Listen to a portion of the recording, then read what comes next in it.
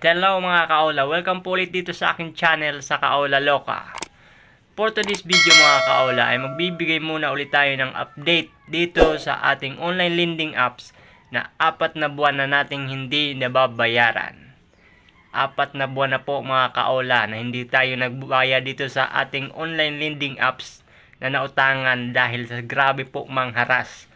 Kaya inabot po ng 4 na buwan hanggang sa ngayon ay hindi po tayo nakapagbayad. Pero bago po ang lahat mga kaola, kumusta muna natin yung ating mga solid subscribers, yung mga walang sawang tumatangkilik sa ating mga video, yung mga walang sawang sumusuporta at nanonood ng ating mga ginagawang mga video mga kaola. Maraming salamat po. At dun po sa mga hanggang sa ngayon ay nahihirapan pa at hindi pa rin alam kung ano yung gagawin nila kasi hinaharas na sila at hindi pa sila nakakapagbayad.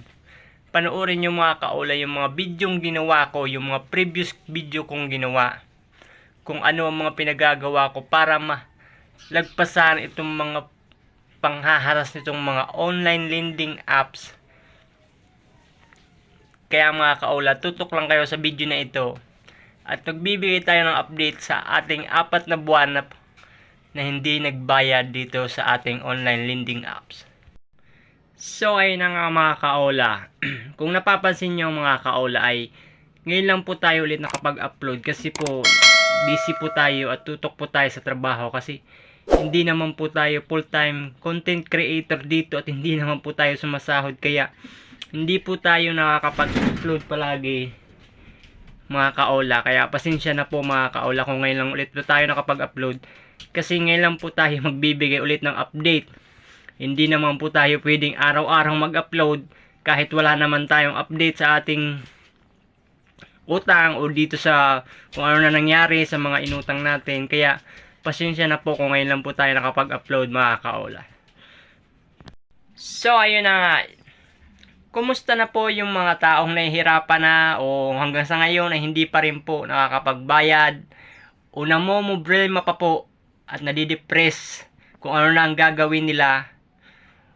Huwag po kayong matakot mga kaola. Huwag po kayong kabahan palagi. Kung hindi man po kayo nakapagbayad, deadma lang po muna kung wala po muna kayong magbayad mga kaola. Kasi sa 4 na buwan ko pong hindi nakapagbayad mga kaola, wala naman pong nangyari at wala naman pong naging totoo doon sa mga pinapadalang pananakot sa akin ng mga online lending apps na natatanggap nyo rin mga kaola. At alam na alam ko na nakakatanggap din kayo ng mga ganitong pananakot, lalong-lalo na po yung mga overdue na dyan.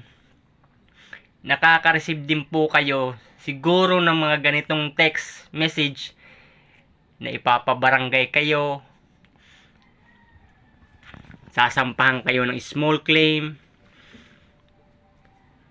tapos pupuntahan kayo sa inyong pinagtatrabahuan. Kahit anong mga pananakot mga kaola, nakakatanggap siguro kayo kasi yung mga overdue na dyan, grabe po yung hinaharas, grabe po yung panghaharas kapag overdue na.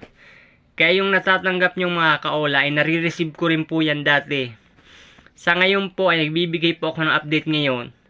Sa loob po ng 4 na buwan na hindi po ako nakapagbayad mga kaola, wala naman pong nangyari at wala naman pong naging totoo doon sa mga pananakot na pinadala sa akin. Kaya kung kayo sa ngayon ay natatakot po at nawawala na po ng pag-asa, may papayo ko lang po sa inyo mga kaola. Deadmahin nyo lang po muna. Ituloy nyo lang po yung buhay nyo. Huwag nyo pong masyadong isipin yung mga pananakot na natatanggap nyo. Kasi wala naman po mga katotohanan niya mga kaola. Lagi nyo pong tatandaan mga kaola na yung mga text message na pinapadala sa inyo ay mga scripted lang din po yan. Nare-receive din po namin niya mga kaola, yung mga nauna po sa inyo at mga nakaranas na po tulad ko na nag-share po na experience about dito sa online lending apps. Yung nararanasan nyo ay naranasan na rin po namin yan. Kaya mga kaola,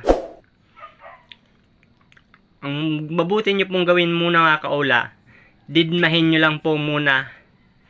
Kasi wala naman po kayong magagawa. Alangan naman mangutang po ulit kayo para magtapa lang doon. Mas lalo lang po kayo mababaon. Yun lang po mga kaola.